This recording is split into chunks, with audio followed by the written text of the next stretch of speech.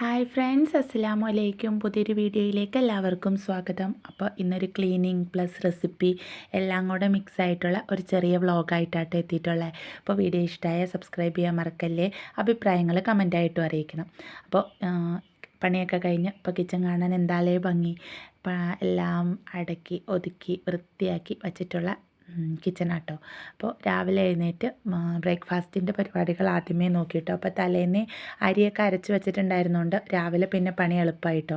ഇന്നെല്ലാവർക്കും ഇഡ്ഡലി മതി എന്ന് പറഞ്ഞുകൊണ്ട് രാവിലെ അതിൻ്റെ പരിപാടിക്ക് നിന്നു. അപ്പോൾ ചോറൊക്കെ വാങ്ങി വെച്ചു, ഒപ്പം ഇഡ്ഡലിയൊക്കെ വേവിച്ച് വാങ്ങി വെച്ചു കേട്ടോ. ഒപ്പം ഒരു പെട്ടെന്ന് തട്ടിക്കൂട്ട് പരിപ്പ് സാമ്പാറും ഉണ്ടാക്കി, ചമ്മന്തി. അപ്പോൾ ഇവിടെ ഇഡ്ഡലിക്കായാലും ദോശയ്ക്കായാലും സാമ്പാറും ചട്നിയും നിർബന്ധം കേട്ടോ. അപ്പോൾ ആദ്യമേ തന്നെ അതിൻ്റെ പരിപാടികളൊക്കെ അങ്ങ് കഴിച്ചു. ഇഡ്ഡലിയൊക്കെ ആവി വന്നു കേട്ടോ. അപ്പോൾ ഇഡ്ഡലിയൊക്കെ റെഡിയാക്കി കഴിഞ്ഞ് കഴിഞ്ഞിട്ട് മക്കൾസിനും ഇക്കാക്കും ഒക്കെ ചായയൊക്കെ കൊടുത്ത് അവർ സ്കൂളിലേക്കും വർക്ക്ഷോപ്പിലേക്കൊക്കെ പോയി. അങ്ങനെ രാവിലത്തെ പരിപാടികളൊക്കെ എളുപ്പത്തിൽ കഴിഞ്ഞു. പിന്നെ സാമ്പാർ ഉള്ളതുകൊണ്ട് തന്നെ ഉച്ചക്കത്തേക്ക് പ്രത്യേകിച്ച് ഇനി കറികളൊന്നും വേണ്ടല്ലോ. ഫിഷ് മുളക് തിരുമിയത് ഫ്രിഡ്ജിലിരിക്കണോണ്ട് മീൻ പൊരിച്ചതും സാമ്പാറും. അപ്പോൾ ഉച്ചയ്ക്ക് ഞാൻ മാത്രമല്ലേ ലഞ്ച് കഴിക്കാറുള്ളൂ. കുഞ്ഞുമക്കൾക്കും അതൊക്കെ തന്നെ മതി ലഞ്ചിൻ്റെ കൂടെ. പിന്നെ അല്ലെങ്കിൽ ഒരു മുട്ടയോ എന്തെങ്കിലുമൊക്കെയാണ് അവർ കഴിച്ചു. ഭക്ഷണമൊക്കെ കഴിക്കാൻ നല്ല മടിയാണ്. പിന്നെ ഇന്നിപ്പോൾ ഇഡ്ഡലി ഉള്ളതുകൊണ്ട് മിക്കവാറും അതൊക്കെ തന്നെയായിരിക്കും പരിപാടി. അങ്ങനെ ദേ കുക്കിങ്ങും കാര്യങ്ങളും എല്ലാം കഴിഞ്ഞ് മക്കൾസും പോയി കഴിഞ്ഞ് കഴിഞ്ഞപ്പോൾ ഇതാണ് കേട്ടോ കിച്ചൻ്റെ അവസ്ഥ. എല്ലാം എടുത്തതൊന്നും അതാത് സ്ഥലത്തല്ലാണ്ട് എല്ലാം നിരന്ന് നല്ല അടിപൊളിയായിട്ട് തന്നെ കിച്ചണിരിക്കുന്നുണ്ട്. അപ്പോൾ നമുക്ക് ഇതൊക്കെ ആദ്യമേ തന്നെ ഒന്നങ്ങ് വൃത്തിയാക്കി കിച്ചണൊക്കെ അടിപൊളിയാക്കി വെക്കാമെന്ന് വെച്ചു. അത് കഴിഞ്ഞിട്ട് ഇന്നിപ്പോൾ ഒരു സ്പെഷ്യലായിട്ടൊരു മധുരം ഉണ്ടാക്കണം കേട്ടോ.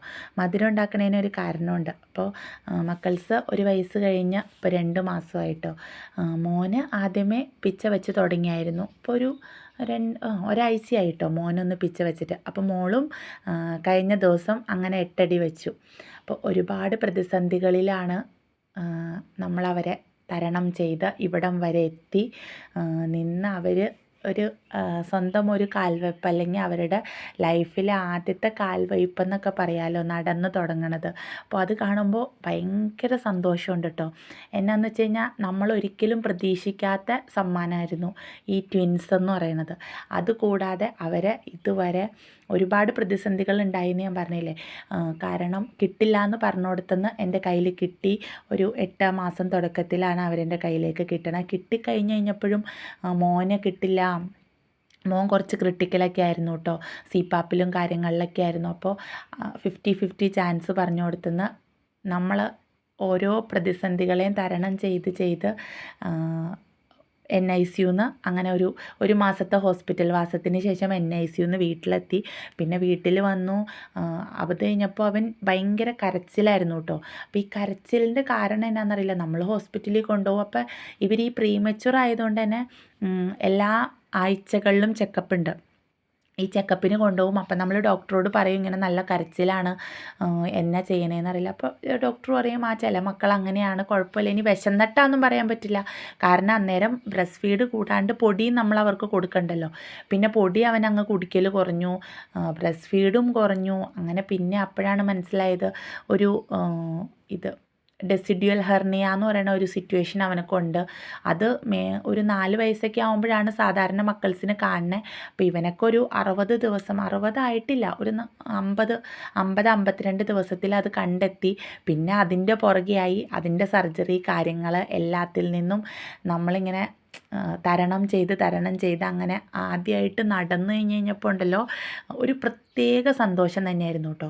പിന്നെ നമ്മൾ ഒറ്റയ്ക്കാണ് അവരെ ഡീൽ ചെയ്യണത്. ആരും നമുക്കൊരു സഹായത്തിനോ ഹെൽപ്പിനോ ഒന്നുമില്ല കേട്ടോ. നമ്മൾ ഒറ്റയ്ക്കാണ്. പിന്നെ ഇടയ്ക്ക് വീട്ടിൽ നിന്ന് വരും, നോക്കും എന്നല്ലാണ്ട്. എങ്കിലും ഞാൻ ഒറ്റയ്ക്ക് അവരെ 2 പേരെയും നോക്കണു. ഇത്രയും വരെ എത്തിച്ചു. അൽഹംദുലില്ലാ 1000 സ്തുതി പടച്ചവന്. അപ്പോൾ അതിൻ്റെ ഒരു പ്രത്യേക സന്തോഷമുണ്ട് കേട്ടോ. അതുകൊണ്ട് തന്നെ പെട്ടെന്ന് പണി തീർക്കുവാണ്. അപ്പോൾ മക്കൾസ് ഇപ്പോൾ ഉറങ്ങുവാണ്. അവർ എഴുന്നേൽക്കുമ്പോഴത്തേനും കിച്ചൻ്റെ വർക്കെല്ലാം കഴിഞ്ഞിട്ട് പായസം കൂടെ വച്ച് വയ്ക്കണം കേട്ടോ. അത് അവരെഴുന്നേൽക്കുമ്പോൾ ആ മധുരം കൊടുക്കണം എന്നുള്ള ഒരൊറ്റ സന്തോഷത്തിലാട്ടോ ഞാൻ വേഗം കിച്ചൺ ക്ലീനിങ്ങും കൗണ്ടർ ടോപ്പും കാര്യങ്ങളൊക്കെ വൃത്തിയാക്കിയിട്ട് പിന്നെ പെട്ടെന്ന് കൂജയിലും വെള്ളം നിറച്ച് വെച്ചു കേട്ടോ. അത് കഴിഞ്ഞിട്ട് പായസം ഉണ്ടാക്കാനായിട്ട് നിന്നു. അപ്പോൾ ചെറുപയർ പരിപ്പ് ഇരിപ്പുണ്ടായിരുന്നു. എന്നാൽ പിന്നെ അത് വെച്ചിട്ട് പായസം വെക്കാമെന്ന് വെച്ചു കേട്ടോ. തേങ്ങയുടെ വിലയൊക്കെ വെച്ച് നോക്കുമ്പോൾ നമുക്ക് ഒരു തേങ്ങ വെച്ചിട്ട് പായസം എടുക്കാം. പ്ലസ് 1/2 ലിറ്റർ പാലും കൂടെ എടുത്തു കേട്ടോ. അപ്പോൾ ആദ്യമേ പാലിലേക്ക് കുറച്ച് പാൽപ്പൊടി ഒന്ന് മിക്സ് ചെയ്ത് മാറ്റി വെച്ചേ. എന്നിട്ട് 1-ാം പാലും 2-ാം പാലും കുറച്ച് കട്ടിക്ക് തന്നെ എടുത്തു. എന്നിട്ട് ശർക്കര പാവ് ഉരുക്കി പാവ് ഒഴിച്ചിട്ട് അതിലേക്ക് വേവിച്ച് വെച്ചിട്ടുള്ള ചെറുപയർ പരിപ്പ് ഇട്ട് കൊടുക്കും കേട്ടോ. അപ്പോൾ ഈ ചെറുപയർ പരിപ്പ് ഞാൻ 3-ാം പാലിലാട്ടോ വേവിച്ചെടുക്കണം, പച്ചവെള്ളത്തിലല്ല. നമ്മൾ 3-ാം പാലില്ലേ, അത് ഒരുപാട് വെള്ളം നീട്ടിയെടുക്കാണ്ട് സ്വല്പം വെള്ളത്തിലെടുത്തിട്ട് അതിലാണ് ചെറുപയർ പരിപ്പ് വേവിച്ചെടുക്കണത്. അപ്പോൾ പാവും പരിപ്പും എല്ലാം കൂടെ ഒന്ന് തിളച്ച് സെറ്റായി വരുമ്പോഴത്തേനും ആദ്യം പാൽപ്പൊടിയൊക്കെ കലക്കി സെറ്റാക്കി വെച്ചിട്ടുള്ള പശുവും പാലില്ലേ, അതാണ് കേട്ടോ ഇതിലേക്ക് ഒഴിച്ചു കൊടുക്കണം. അപ്പോൾ തീ ലോ ഫ്ലെയിമിലിട്ടിട്ട് വേണം കേട്ടോ ഈ പായസം ഫുള്ള് ഉണ്ടാക്കിയെടുക്കാൻ. ഇല്ലെങ്കിൽ ചിലപ്പോൾ പാല് പിരിഞ്ഞു പോകാനുള്ള സാധ്യതയുണ്ട്. അപ്പോൾ പശുവും പാലൊക്കെ നന്നായിട്ട് തിളച്ചൊന്നങ്ങ് കുറുകി വന്നു കഴിഞ്ഞിട്ട് നമുക്ക് 2-ാം പാല് ചേർത്ത് കൊടുക്കണം. അപ്പോൾ 2-ാം പാല് ഒരുപാട് ലൂസായിട്ട് ഞാൻ എടുത്തില്ല കേട്ടോ, കുറച്ച് കട്ടിക്ക് തന്നെ 2-ാം പാലും എടുത്തേക്കണം.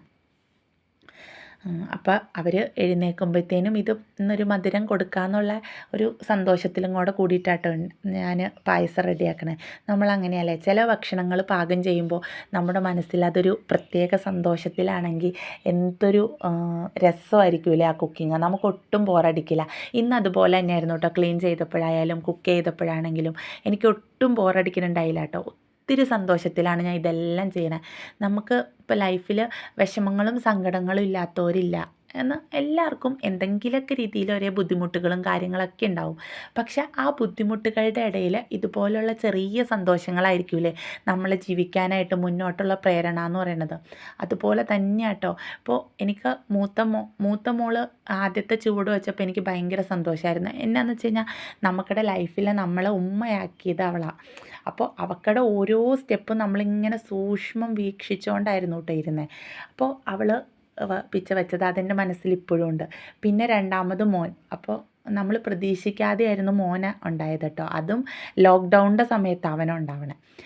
അവനെന്ന് വെച്ചാൽ പെട്ടെന്നെല്ലാം ചെയ്തു. 8 മാസത്തിൽ 8 അടി അവൻ വെച്ചു കേട്ടോ. 1 വയസ്സായപ്പോഴത്തേനും അവൻ നടന്ന് തുടങ്ങിയായിരുന്നു.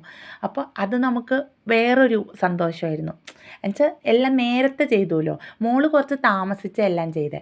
ഇത് 2-ൽ നിന്നും കുറച്ചുകൂടെ വ്യത്യാസമുണ്ട് കേട്ടോ ഈ 3-ാമത്തെ മക്കൾ, അതായത് എൻ്റെ ട്വിൻസിൻ്റെ കാര്യങ്ങൾ. അങ്ങനെ പായസത്തിൻ്റെ പരിപാടിയൊക്കെ കഴിഞ്ഞു. അപ്പോൾ ചുക്കുപൊടിയും ഏലക്കപ്പൊടിയും എല്ലാം കൂടെ മിക്സ് ചെയ്തിട്ടാട്ട് ഇറങ്ങുന്നത്. പിന്നെ 1-ാം പാൽ ഒഴിച്ചൊന്നങ്ങ് തിളച്ച് കഴിഞ്ഞപ്പോൾ പായസമൊക്കെ വാങ്ങി വെച്ചു.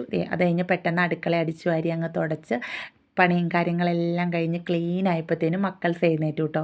പിന്നെ മക്കൾസ് എഴുന്നേറ്റ് അവർക്ക് പായസവും കാര്യങ്ങളൊക്കെ കൊടുത്ത് അങ്ങനെ സന്തോഷമായിട്ട് ഇന്നത്തെ രാവിലെ അങ്ങ് കഴിഞ്ഞു. അപ്പോൾ വീണ്ടും നല്ല വീഡിയോയിൽ കാണാം. ബൈ ഫ്രണ്ട്സ്, സബ്സ്ക്രൈബ് ചെയ്യാൻ മറക്കല്ലേ.